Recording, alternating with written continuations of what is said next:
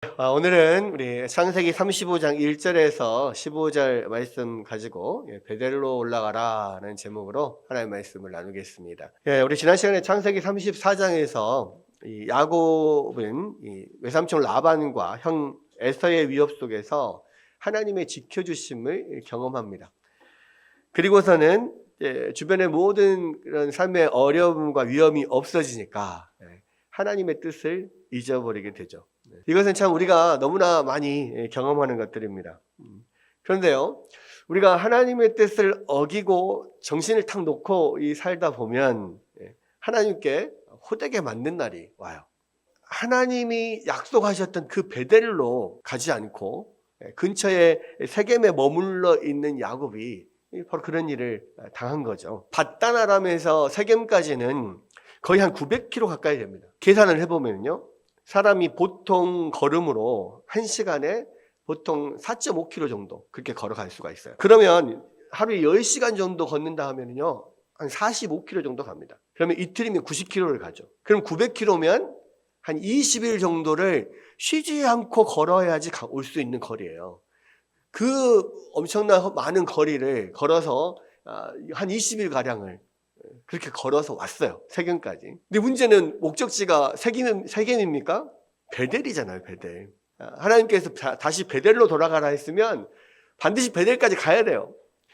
그런데 세겜까지 그렇게 20일 동안 걸어왔어요. 근데 세겜에서 베델까지는 직선거리로 한 30km, 이제 산 등성을 따라서 이렇게 산길을 따라서 오르락내리락 걸어가면 48km 정도 됩니다. 그러니까 세겜에서 베델까지는 하루면 갈 수 있는 길이에요. 그러니까 20일 동안을 밧단 아람에서 하루도 쉬지 않고 걸어와서, 아니면 이제 많은 식솔들이 많으니까 쉬엄쉬엄 오면 한 달을 넘게 아마 걸어왔을 거예요. 그런데 세겜에 도착해서 하루만 더 가면 베델인데 베델까지 가지 않고 그냥 세겜에 정착을 해버리는 거예요. 밧단 아람에서 세겜까지 왔으면 거의 95%온 겁니다. 95%. 그러면 95% 순종했으면은 괜찮은 거 아닌가요? 우리가 이렇게 생각할 수가 있죠. 그런데요, 여러분, 90% 순종, 95% 순종은 오히려 순종이 아니라 불순종이다. 왜냐하면 하나님은 99%의 순종도 만족하지 못해요. 왜냐하면 하나님은 우리를 당신의 신부로 여기시니까. 우리가 남편과 아내가 서로 사랑을 하는데 99% 정도만 사랑한다 그러면 그래요, 뭐 99%면 1% 부족한 거니까 뭐 그 정도면 괜찮지 않나? 이렇게 생각할 수 있단 말이에요. 근데 남편과 아내가 99%만 사랑한다면, 예를 들어서 1%는 내 마음대로 해도 되거든요. 그러면 365일 중에 1%, 한 3, 4일 정도는 그러면은 아내와 같이 살지 않고 다른 여자와 한 3, 4일 살고 들어와도 괜찮습니까? 아니잖아요. 남편과 아내는 단 1%도 다른 사람에게 눈을 돌리는 것을 허락하지 못합니다. 여러분, 허락할 수 있어요? 저는 1년에 3, 4일 아니고요, 평생 하루도 허락 못해요. 누구나 마찬가지죠. 자기 남편이, 자기 아내가 1년에 한 3, 4일을 외박하고 외도하고 다른 남자 만나고 다른 여자 만나고 돌아다닌다. 여러분, 그거를 허락할 수 있냐고요? 허락 못합니다. 근데 그게 99% 사랑하는 거예요. 하나님은 우리를 아내로서 사랑하기 때문에 100% 순종을 원해요. 100% 하기를 원하신단 말이에요. 성경에 보면 하나님과 우리 사이의 관계를 나타내는 여러 가지 비유가 있습니다. 그러니까 아버지와 자녀의 관계로 비유하기도 하고요. 또 왕과 백성이나 또는 왕과 신하의 관계로 비유하기도 합니다. 또 이렇게 신랑과 신부의 관계로 비교하기도 해요. 근데 이게 참 많은 비유가 나오는데요, 이게 각 비유마다 참 의미가 있다라고 생각을 합니다. 하나님은 우리의 아버지시니까요, 우리가 자녀로서 하나님을 공경하고 하나님께 순종해야 돼요. 여러분, 또 우리가 하나님의 백성이고 하나님 신하니까요, 왕이신 하나님께 우리는 충성해야 합니다. 여러분, 충성이 뭐예요? 충성이라는 것은 우리가 한자로 풀어볼 수가 있는데요, 충자가 뭡니까? 가운데 중 밑에 마음심이에요. 그 말은 무슨 말이냐? 중심에 단 한 명의 왕을 두는 거예요. 그러니까 충성은요, 단 한 명의 왕이에요.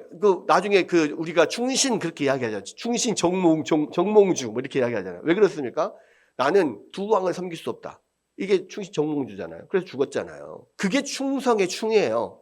중심에 한 명의 왕을 두는 거. 그다음에 성은 뭐예요? 말씀은 옆편에 이룰성자가 들어갑니다. 무슨 이야기예요? 왕의 말을 100% 이루는 거예요. 그것이 성입니다. 그러니까 충성은 뭐냐면 오직 한 임금만을 섬기는 거, 그리고 오직 그 왕의 명령에 절대 복종하는 거, 100% 순종하는 거, 이게 충성이에요.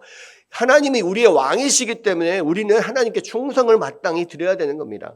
또 하나님이 우리의 신랑이고 우리가 하나님의 신부이기 때문에 우리가 마땅히 하나님을 사랑하고 정절을 지켜야 되는 거예요. 계명 중에 가장 첫 번째 계명이 뭐예요? 나 외에 다른 신을 내게 두지 마라. 왜 그랬을까요? 그 말은 어떤 말이냐면 나 외에 다른 남편을 두지 말라는 이야기예요. 하나님이 우리를 하나님의 신부로, 아내로 생각한다는 거예요. 그러니까 제1계명이 나 외에 다른 신을 두지 말라라는 겁니다. 우리가 하나님의 신부이기 때문에요, 하나님을 마땅히 사랑해야 되고요, 하나님만 사랑해야 돼요. 우리가 신부이기 때문에 오직 신랑만을 사랑하고 몸도 마음도 오직 신랑에게만 주어야 되고 신랑을 따라서 평생 한 몸이 되어서 움직이는 거예요. 여러분, 아니 예수님이 저리로 가고 싶은데 나는 이리로 가고 싶어. 따로따로 부부가 갈 수 있어요? 없어요. 여러분 정말 부부가 돼 보십시오. 혼자서 결정하고 혼자서 갈 수 없어요. 아무리 내가 이 집의 가장이어도 날 말 따라와 무조건 이렇게 할 수 없다고요. 왜? 하나님이 부부를 둘이 함께 합력하여서 가정을 이끌어가는 존재로, 둘이 한 몸인 존재로 만들었거든요. 그래서 부부는 절대로 자기 마음대로 자기가 원하는 대로 갈 수가 없어요. 함께 가야 되는 거예요. 근데 대부분은 방향을 결정하는 면에서 우리가 가장의 결정권을 인정해 주는 것이 그 가정의 바른 질서입니다. 그렇다면은 우리가 예수님과 같은 가정을 이루는, 부부를 이루고 있는 관계라면요, 예수님이 가자고 하는데 같이 따라가는 거예요. 그게 부부의 역할입니다. 예수님만 사랑하고 예수님께 순종하고. 여러분, 그래서요, 많은 비유들이 있지만요, 우리가 예수님을 믿는다, 하나님을 믿는다라고 하는 것은요, 하나님을 나의 왕으로 여기고 충성을 드리는 거, 그리고 예수님과 하나님을 나의 신랑으로 여기고 나의 사랑과 정죄를 드리는 거, 이것이 가장 기본적인 거예요. 그것이 예수 믿는 거라고요. 그래서 우리는 마땅히 신랑 대신 예수님께 사랑을 드려야 되고요, 또 왕 대신 예수님께 충성을 드려야 됩니다. 찬송가 461장 십자가를 질 수 있나, 이 찬양에 보면 가사 내용이 이렇게 되어 있죠. 십자가를 질 수 있나 주가 물어보실 때 죽기까지 따르오리. 성도 대답하였다. 우리의 심령 주의 것이니 주님의 형상 만드소서. 그리고 뭐라고 되어 있습니까? 마지막에 주 인도 따라 살아갈 동안 사랑과 충성 늘 바치오리다. 왜 우리가 사랑과 충성을 바치냐고요? 예수님이 신랑이시니까 사랑을 바치는 거고요, 예수님이 왕이니까 충성을 바치는 거예요.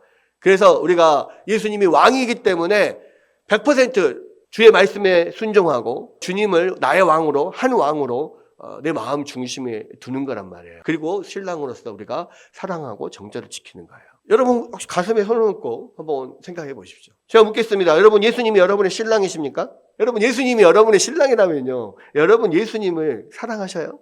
여러분, 예수님을, 내 마음에 예수님을 진짜 사랑한다는 마음이 없잖아요. 그러면 여러분 예수님과 결혼하지 않았거나 내지는 최소한 여러분 바람 피우고 있는 거예요. 외도하는 거라고. 여러분 다시 한번 물을게요. 여러분 예수님이 여러분의 왕이십니까? 그럼 여러분 예수님께 100% 순종하고 있습니까? 내가 100% 예수님께 순종하고 있지 않다면, 크게 말하자면은 내가 예수님의 백성이나 예수님의 신하가 아닐 수 있어요. 예수님이 나의 왕으로 지금 그렇게 자리매김하고 있지 못할 경우가 있고요. 만약에 그렇지 않다면 최소한 예수님이 왕이라고 인정한다면, 그래 놓고 내가 100% 순종하지 않는다면 그건 예수님 반역하는 거예요. 그러면 그 결과가 어떻게 될까요? 신랑의 분노와 왕의 진노가 기다리고 있는 겁니다. 그래서 성경에서는요, 뭐라고 이야기를 합니까? 신랑의 집에서 쫓겨나거나 아니면 왕성 밖으로, 바깥 어두운 곳에 쫓겨나서 이를 갈게 됨이 있으리라, 이렇게 이야기합니다. 이게 뭐예요? 왕의 진노를 받는다는 거예요. 그러나 우리 가운데 감사한 건 뭐예요? 우리가 온전히 주님을 사랑하지 못하고 온전히 주님께 순종하지 못하는데 그럼에도 불구하고 쫓겨나지 않는 이유가 있습니다. 뭐 때문에요? 예수님이, 하나님이 우리 아버지니까. 그러니까 아버지니까요, 우리가 외도하고 반역을 해도 절대 그 관계를 끊지 못하시는 거예요. 그런데 그 관계는 끊지 못하는데 한 가지 기다리고 있습니다. 아버지니까. 뭐가 기다려요? 회초리가 기다리고 있죠. 징계가 기다리고 있습니다. 사실은 그 아버지의 회초리와 아버지의 징계는요, 잘못했다고 벌을 내리는 목적이 아니에요. 네 잘못에 대한 벌을 받아라. 이게 회초리의 목적이 아닙니다. 회초리의 목적은 뭐예요? 네가 잘못했지. 다시는 그러지 말아라. 라고 하는 것을 각인시키기 위해서 네가 잘못했다는 거 그리고 앞으로는 절대 그러지 말아라를 기억하게 하기 위해서 아버지가 회초리를 때리시는 거거든요. 여러분 야곱에게는 그 회초리가 뭐였습니까? 100% 순종하지 못한 데에 대한 회초리가 뭐였어요? 처음 시작은 자기의 딸 디나가 세겜에서 하몰의 아들 세겜에게 성폭행을 당하게 된 거예요. 그러니까 우리의 인생에서 하나님의 아버지의 회초리는 항상 고난으로 찾아와요. 무언가 우리가 고통을 당하고 고난을 받게 돼 있습니다. 근데 그렇게 성폭행을 당한 고난이 생겼어요. 근데 거기서부터 그게 끝이 아니에요. 거기서 시작인 겁니다. 왜? 그것을 수치로 여긴 야곱의 아들들이 세겜 사람들을 속여가지고 할례를 받게 하고, 그리고 이제 그 고통이 제일 심할 때, 제3일에 이 야곱의 셋째 아들 시므온과 레위가 가가지고 그 마을을 기습해서 그 마을에 있는 모든 남자들 다 죽여버려요. 완전히. 그리고 거기에 있는 모든 가축과 재물과 곡식과 여인들과 아이들 모든 것들을 다 약탈해가지고 와버립니다. 그러니까 이건 너무한 거죠. 이때 당시에도 함무라비 법전이나 또 뭐 성경에서도 나오지만 동해복수법이라고 그래가지고 눈에는 눈, 이에는 이. 그러니까 해를 당했으면 그 같은 해를 정도를 돌려주는 거로만 복수를 해라. 이렇게 했단 말이에요. 그런데 자기 딸이 또는 자기 동생이 성폭행을 당했어. 거기에 대한 대가가 그 마을 사람을 싹 다 죽여버리고 모든 재물을 다 탈취해가지고 오는 게 과연 거기에 합당한 복수냐고. 그건 너무한 거잖아요. 누가 봐도 너무한 거죠. 이건 엄청나게 잔인한 거고, 와, 어떻게 이럴 수가 있지? 인간이 이럴 수가 있나? 이렇게 생각할 정도의 반응이라는 말이에요. 그렇게 되니까 이제 어떻게 됩니까? 야곱은 자기 아들들이 그렇게 일을 벌여놨어. 문제는 자기가 봐도 이거 너무한 건데, 주변의 가나안 민족들이 그 이야기를 들으면 얼마나 분노하겠으며, 그러면은 이 뭐 한두 사람도 아니고 그 가나안 땅의 모든 그 민족들의 적이 되는 거잖아요. 그러면 자기들은 이제 죽은 목숨이에요. 그러니까 야곱이 두려움에 떱니다. 그러면서 34장 30절에 보면 이렇게 이야기하죠. 야곱이 시므온과 레위에게 이르되 너희가 내게 화를 끼쳐 나로 하여금 이 땅의 주민 곧 가나안 족속과 브리스 족속에게 악취를 내게 하였도다. 나는 수가 적은즉 그들이 모여 나를 치고 나를 죽이리니 그러면 나와 내 집이 멸망하리라. 지금 야곱은요 온통 자기 생각밖에 없어요. 여기 보면 나를 죽이고 나를 치리니 그러면 나와 내 집이 완전히 멸망하리라. 너희들 때문에 이렇게 된단 말이야. 막 이렇게 됐단 말이에요. 그러니까 뭐 도덕적으로 너희들이 너무했다. 뭐 이것도 아니고, 야 너희가 하나님의 뜻을 어겼다. 이것도 아니고, 그냥 단순히 니네들 때문에 내가 죽게 생겼다. 이렇게 이야기를 한 겁니다. 하나님은 이 땅에 놀라운 법칙을 만들어놨는데요. 우리가 하나님께 범죄하면 내 밑에 내 권위 아래에 있는 사람들이나 다른 피조물들이 나에게 순종하지 않아요. 야곱이 막 그렇게 너네들이 이렇게 해가지고 우리가 완전히 다 죽게 생겼다 막 이렇게 이야기하니까 야곱의 아들들이 뭐라고 이야기해요? 오히려 거기에 대해서 우리가 잘못했어 이렇게 이야기한 게 아니고, 그러면 우리 여동생이 창녀 취급받는 것이 옳은 일입니까? 그러면서 막 대들어요. 이게 뭐냐면 우리가 하나님 앞에 범죄했을 때 내 밑에 있는 권위도 나를 따르지 않아요. 근데 재밌는 것은 이제 오늘 35장에서 하나님 앞에 회개하고 돌아가잖아요. 그러니까 그 밑에 있는 사람들이 다 아무 말 없이 다 순종을 하는 것을 볼 수가 있습니다. 자 보십시오. 지금 야곱은 아주 멘붕에 와가지고 당황하고 허둥지둥 되고 있는 그 상황이에요. 그러면서 자기가 왜 이런 일을 당하고 있는지를 전혀 깨닫지 못하고 있을 때예요. 그럴 때 하나님이 또 야곱을 찾아오십니다. 그게 오늘 읽은 35장 1절 말씀이에요. 한번 읽어보겠습니다. 시작. 하나님이 야곱에게 이르시되 일어나 베델로 올라가서 거기 거주하며 네가 내 형 에서의 낯을 피하여 도망하던 때에 내게 나타났던 하나님께 거기서 제단을 쌓으라 하신지라. 지금 야곱이 정신을 못 차리고 있을 때 하나님이 나타나셔요. 근데 지금 야곱의 걱정은 뭐냐면 야곱의 아들들이 한 이 일 때문에 지금 우리가 완전히 몰살당하게 생겼다라고 하는 두려움에 쌓여 있는데요. 하나님께서 나타나셔가지고 놀라지 마라, 두려워하지 마라, 내가 너와 함께한다, 이렇게 말씀하신 게 아니라 베델로 올라가라. 베델로 올라가서 네가 네 형 에서의 낯을 피하여 도망할 그때에 나타났던 하나님께 거기서 제단을 쌓아놨다, 이렇게 이야기를 합니다. 그러니까 이렇게 말씀을 하시니까요, 야곱이 순간 깨닫기 시작한 거예요. 지금 문제가 있음에도 불구하고 내게 왜 이런 일이 일어나는지 전혀 알지 못하고 막 허둥대던 야곱에게 퍼뜩 생각나는 게 있는 거예요. 그렇구나. 내가 지금 하나님의 말씀에 불순종하고 있었구나. 자기는 세겜까지 왔으면은 가나안 땅 자기 고향으로 돌아가라 했으니까 이 정도까지 왔으면 거의 100% 순종한 거라고 생각을 했단 말이에요. 근데 사실은 그게 아니었다는 것을 여기서 깨닫게 되는 거죠. 베델까지 가라고 했으면 베델로 가야 되는데 왜 내가 세겜에서 멈췄나? 이게 잘못됐구나. 이것을 지금 깨닫기 시작한 거예요. 우리 가운데 하나님께서 성경 말씀을 주신 이유가 이겁니다. 우리가 성경 말씀을 계속 날마다 묵상하고 늘 말씀을 가까이 해야 될 이유가 뭐냐면 성경 말씀이 이런 역할을 하기 때문에 그래요. 그럼 우리가 하나님을 떠나고 하나님의 뜻대로 안 살고 있는데도 불구하고 우리가 전혀 잘못됐다는 사실을 모를 때가 너무 많습니다. 그럴 때 필요한 게 성경이죠. 이렇게 성경 말씀을 읽고 있을 때 성경 말씀을 통해서 하나님께서 우리 가운데 마음에 깨닫게 해주시거든요. 그래서 성경 말씀을 계속 읽는 게 중요하고요. 또 그렇게 해도 깨닫지 못하면 우리에게 누구를 붙여주시냐면 여러 믿음의 동역자들, 믿음의 선배들을 붙여줘요. 그래서 옆에서 그런 이야기를 하게 해주는 거죠. 또 이런 일을 위해서 우리가 주신 사람이 누구냐면 교육자들이에요. 이렇게 해서 하나님은 성경 말씀 가장 먼저는 성경 말씀을 통해서 깨닫게 하시고요. 그 다음에는 주변의 사람들을 통해서 깨닫게 하십니다. 그런데요, 이렇게 하나님께서 주변의 성경 말씀과 주변 사람을 통해서 깨닫게 하실 때 제일 가장 필요한 게 뭐냐면 우리 마음 가운데 그 말을 받아들일 수 있는 겸손한 마음이에요. 여러분, 이 마음이 없으면요, 아무리 하나님께서 성경 말씀을 통해서 주변 사람들을 통해서 이야기를 해도 그 말씀이 들어가질 않아요. 하나님께서 아무리 선지자를 통해서 성경을 통해서 주변 사람을 통해서 여러 가지 사건을 통해서 계속해서 말하고 있는데 그것을 들을 귀가 없잖아요. 그러면 그거는 굉장히 심각한 겁니다.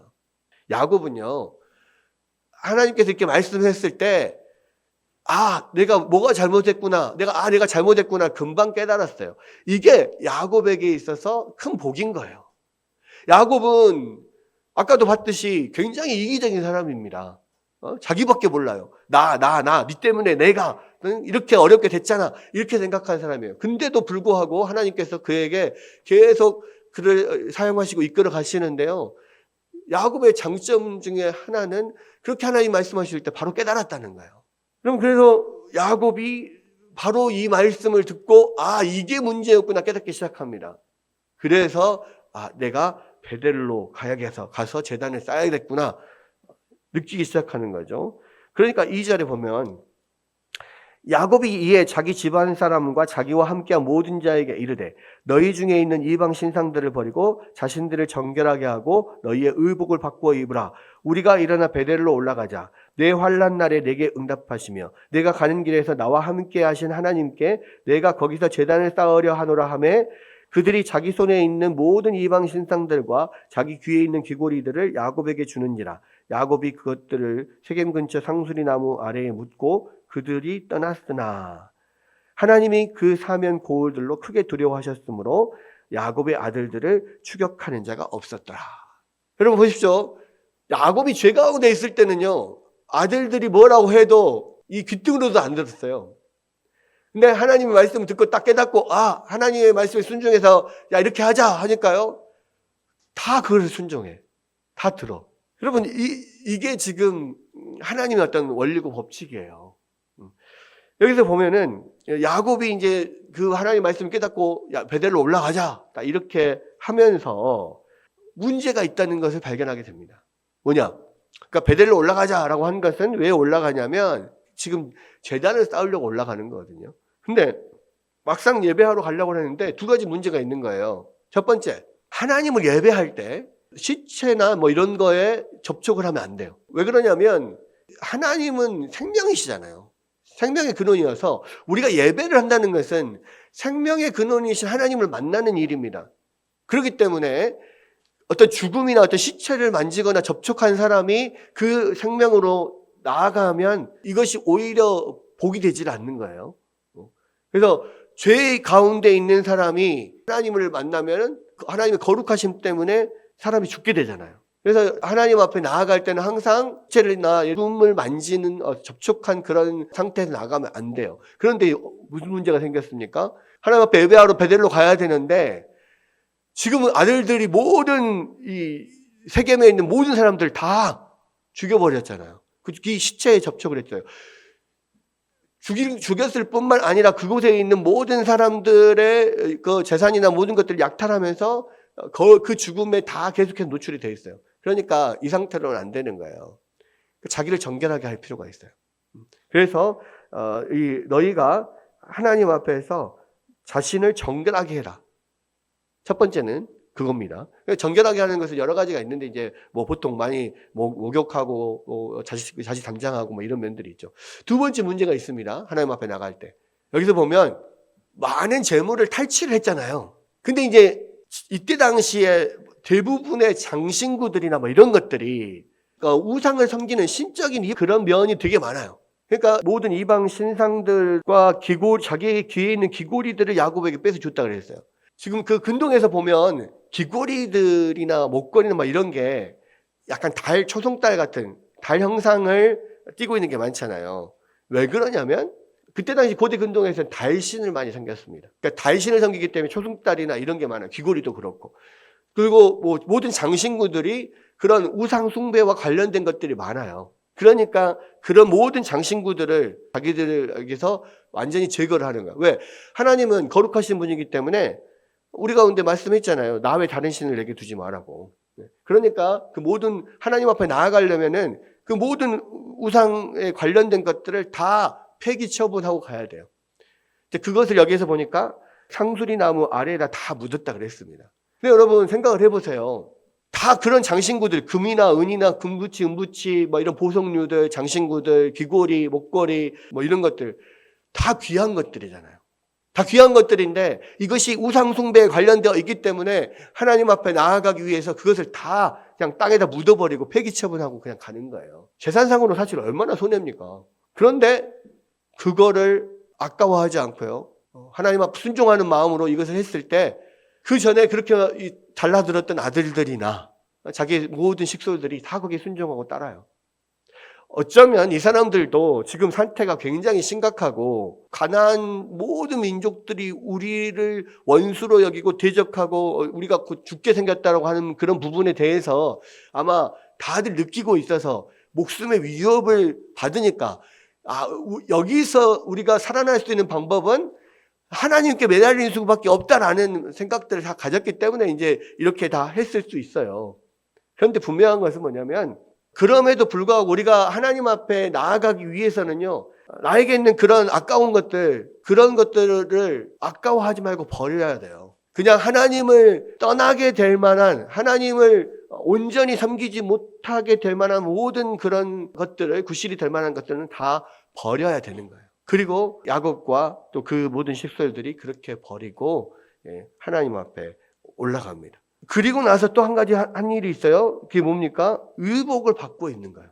뭐 그것은 새 옷으로 갈아입는 거라고 할 수가 있는데 성경에서 보면은요, 의복을 바꾼다는 것은요, 그 사람의 어떤 상태가 변화되거나 신분이 변화되는 면을 그렇게 보여주는 그러한 장면들이 많아요. 여기에서 의복을 바꾸라 이 말은 뭐냐면 의복을 바꿀므로써 그동안에 하나님을 떠나 있던, 하나님 앞에 불순종했던 모든 삶을 완전히 바꾸고 하나님 앞에 새로운 마음으로 시작하자.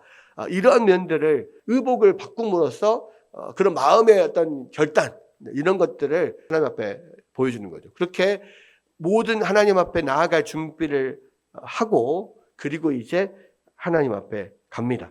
근데 놀라운 건 뭐냐면요, 이렇게 마음을 먹고 딱 결단하고 나가는 순간 그들을 위협했던 그 모든 상황이 싹 변해버리는 거예요. 놀랍죠?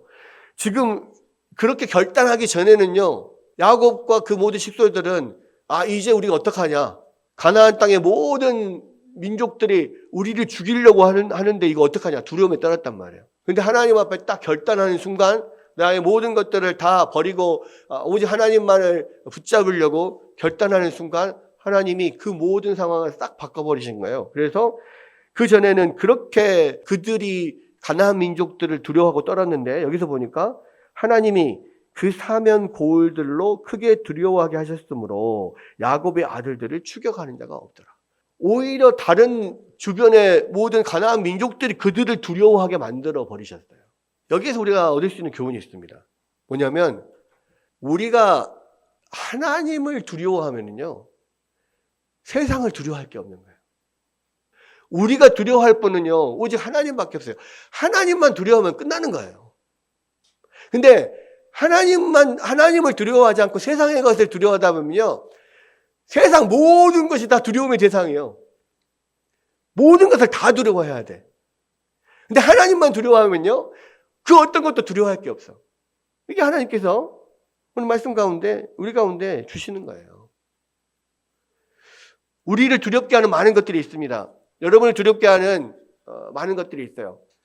사실은 많은 게 두렵죠. 왜? 세상에서 내 마음대로 되는 게 없으니까. 내가 뭔가 좀 출세하고 싶어요. 승진하고 싶어요. 근데 나보다 잘하는 사람 너무 많아. 내가 좋은 학교 가고 싶어요. 근데 나보다 공부 잘하는 사람 너무 많아. 내가 또 돈도 많이 벌고 싶어요. 나보다 일 잘하는 사람 너무 많고 능력 있는 사람 너무 많아. 이런 거 생각해보면요. 할 수 있는 게 하나도 없어요.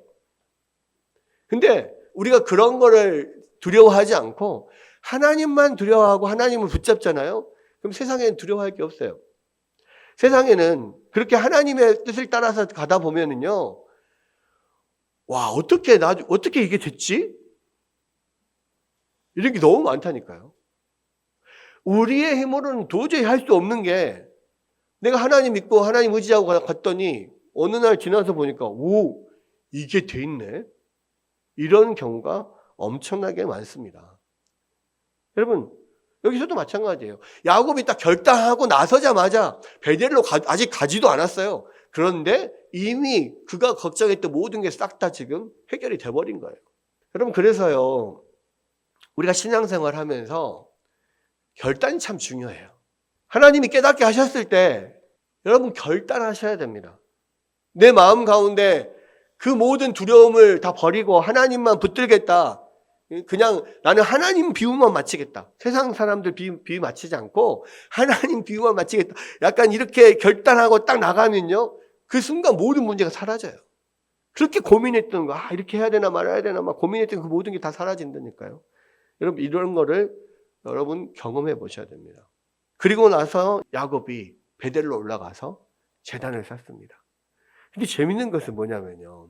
베델로 올라가려고 결단하는 순간 이미 문제는 다 끝났죠. 그런데 하나님의 축복은 그 베델에 딱 도착해야만 오는 거예요. 9절에 보면 야곱이 밧단 아람에서 돌아오매 하나님이 다시 야곱에게 나타나서 그에게 복을 주셨다. 이렇게 되어 있습니다. 야곱이 밧단 아람에서 돌아온 적은 진작 돌아왔습니다. 근데 밧단 아람에서 어디까지 돌아왔어요? 세겜에까지만 돌아왔어요. 하루만 더 가면 베델인데 베델을 안 가고 세겜까지만 왔어요. 근데 하나님께서 세겜까지 온 것은 돌아왔다라고 치질 않는 거예요. 정확하게 베델까지 와야 돌아왔다 이렇게 치는 거예요. 그리고 하나님께서 약속하신 복을 부어줘요. 하나님은 가장 정확하시고 완벽하신 분입니다. 그래서 하나님은요, 우리를 100% 하나님 말씀에 순종하기를 원하는 거예요. 세겜까지 온 것은 아직 온 게 아니야. 베델까지 와야 밧단 아람에서 돌아온 게 되는 겁니다. 하나님 앞에서. 그랬을 때 비로소 하나님이 복을 주시는 거예요. 야곱에게 나타나서 복을 주시고 그에게 이르시되 내 이름이 야곱이지만 내 이름이 다시는 야곱이라고 부르지 않고 이스라엘이 내 이름이 될 것이다. 지금 그 복의 내용이요. 아브라함에게 주셨던 복과 거의 비슷해요. 왜? 아브라함에게도 하나님께서 이름을 바꿔주셨잖아요. 아브람에서 아브라함으로 이름을 바꿔줬죠. 야곱도 야곱에서 이스라엘로 이름을 바꿔줬습니다. 또 아브라함에게 내가 너와 네 자손에게 이 땅을 주고 또 너가 이 민족을 이루게 할 것이고 너에게 많은 복을 줄 것이다. 왕들이 내 허리에서 나올 것이다. 뭐 이런 모든 말씀이 사실은 아브라함에게 주셨던 그 말씀이 그대로 야곱에게 주어지는 겁니다. 그러니까요. 우리가 결단하는 순간 모든 문제는 해결됩니다. 그런데 하나님께서 우리 가운데 주실 복을 완전히 받으려면요. 정확하게 베델까지 가야 돼요. 하나님은 그렇게 했을 때 우리 가운데 복을 주신다고요. 여러분 이 부분을 잘 생각해야 됩니다. 그래서 여러분 신앙생활을 대충 하면 안 돼요. 요 정도 하면 됐지 뭐. 안 돼요. 하나님 앞에 기도하고 문제는 해결받을 수 있어요. 근데 하나님께서 그 사람에게 복을 부어주는 것은 100% 순종했을 때예요. 그래서 하나님 앞에 더 열심을 내서 주님을 섬기는 것이 필요합니다. 이 세상 일도 마찬가지예요. 여러분 학창시절에 공부해봤죠. 공부를 할 때 공부를 잘하는 사람과 공부를 잘 못하는 사람 차이가 있습니다. 무슨 차이일까요? 제가 어렸을 때 시험 공부를 하잖아요. 제 친구들은 같이 시험 공부를 하는데 시험 공부 다 했대. 나는 아직도 이렇게 할 일이 많거든요. 많이 남았는데 친구들은 이미 다 했다는 거야. 어떻게 다 할 수 있지? 근데 시험을 보면 저는 100점을 맞고 이 친구는 70점, 60점, 70점 이렇게 맞는 거야. 궁금했어요. 아니 어떻게 다 했다는데? 그렇게 빨리 다 했다고 그러는데 시험 점수 그렇게 나오지. 그냥 한번 훑어본 게 다 한 거야. 여러분 시험 볼 때요. 그냥 시험 보면 한번 다 훑어봤다고 다 한 게 아니에요. 읽어봤다고 자기 머릿속에 다 남는 게 아니에요. 그것을 훑어보고 읽고 그것을 반복해서 머릿속에 외우고 머릿속에 완벽하게 집어넣었을 때 공부를 다 한 거예요. 그러니까 나는 한번 훑어봤지만 다 한 게 아니야. 왜? 그것을 계속해서 머릿속에 집어넣고 남게 만들려고 외우고 뭐 이렇게 하는 작업이 남아있기 때문에 아직도 멀었는데 내 친구는 한번 훑어봤다고 다 했다는 거예요. 그러니까 결과적으로 점수를 보면 나는 100점인데 그 친구는 60점, 70점 나오는 거예요. 그럼 그거 똑같아요. 우리 신앙생활 할 때도요. 열심히 해야 돼요. 계속해서 그것을 공부하고 머릿속에 넣고 나의 삶에서 적용되고 정말로 그렇게 나의 삶에서 배운 말씀이 적용돼서 정말 그렇구나. 하나님 말씀이 맞구나. 그게 느껴질 때까지 열심히 해야 돼요. 그냥 단순히 교회 매주 나가면 되지. 아니에요. 그런 사람들도 기도하면 하나님이 들어주셔요. 분명히. 근데 그 사람이 정말로 하나님의 복을 받고 정말 하나님의 은혜 가운데서 살려면요. 열심히 해야 돼요. 신앙생활도. 말씀도 열심히 읽고 책도 같이 보고 하나님 앞에 기도도 하고 여러 가지 봉사도 하고 그런 것들을 할 때 하나님께서 부어주시는 약속된 복이 있단 말이에요. 오늘 이 베델로 돌아가는 야곱을 보면서 베델까지 완전히 갔을 때 하나님의 축복이 임했다는 것을 여러분 꼭 기억해 주시길 바랍니다. 그리고 하나님은요. 우리에게 100% 순종을 원하시는 분이에요. 70%, 80%, 심지어는 90%, 95%도 하나님 앞에서는 불순종이에요. 그리고 100% 우리가 하나님 앞에 순종할 때 이렇게 하나님께서 복을 주시고 또 우리 가운데 더욱더 하나님 살아계시는구나 이걸 깨닫게 하시는 겁니다. 여러분 하나님은 분명히 여러분 사랑하십니다. 그리고 여러분과 함께 하셔요. 그리고 심지어는 여러분이 하나님의 뜻대로 온전히 순종함에 따라가지 않으면요 언젠가는 하나님이 야곱처럼 그렇게 매를 때리실 거예요. 그렇게 어떻게 하든 끌어다가 하나님 뜻에 순종하게 하실 거예요. 그런데 그렇게 막고 움직이기보다는요 우리가 스스로 자발적으로 하나님 앞에 100% 순종하며 나아가면요 하나님이 반드시 우리 가운데 복을 주시는 분이라고요. 여러분 이 말씀을 꼭 기억하시고요. 정말로 여러분의 삶에서 그 하나님의 복을 충만하게 누리며 살아가는 여러분들 되시기를 주의 이름으로 축원합니다.